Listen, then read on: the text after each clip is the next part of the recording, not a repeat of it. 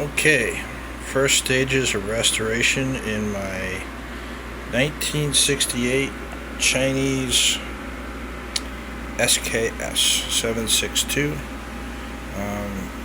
The action's good. I've run some rounds through it. As you can see, the wood's in a bit of a rough shape, but no major things. It'll work. My concerns are, and the wood looks worse actually because of the camera, but some of the things I'm worried about is you can see the rust on the magazine, and even more so over here. Alright, that's probably going to have to get replaced. Not too worried about it because those parts are readily available. Down here also in the trigger housing, you've got the safety bolt. Looks pretty rusted. The trigger itself has some rust on it. I might have to replace the trigger, but possibly not. I'd like to keep it original with the factory number stamped on it. So we'll see what happens after I do some electrolysis on it.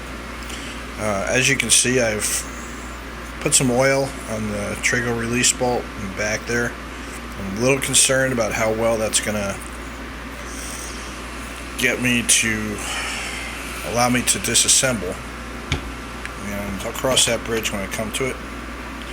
There's a bit of pitting over here, which again I'm a little concerned about once it comes out from the receiver, comes off the stock, but we'll cross that when we get to it.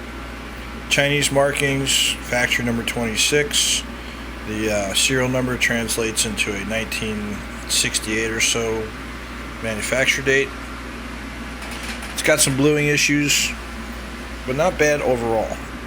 And I've actually run the action through. Again, a little bit of surface rust.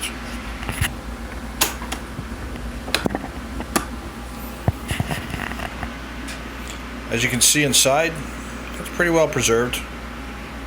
Not too worried about it. I am concerned about that firing pin sticking out like that because the SKS has a reputation doing slam fires, so I'm going to get the replacement firing pin pit from a company out in California. Again, you can see over here a little bit of pitting. Hopefully, again, when I take it apart, it should be okay. I really think that most of this rust is going to come off when I do electrolysis, and should be good to go. Hopefully get a decent rifle. Everything up here looks good. Got the bayonet. I've looked down the barrel. There's no pitting inside. Pretty sure this is chrome lined. Not totally sure yet. I'll have a gunsmith tell me, and we shall see. Okay.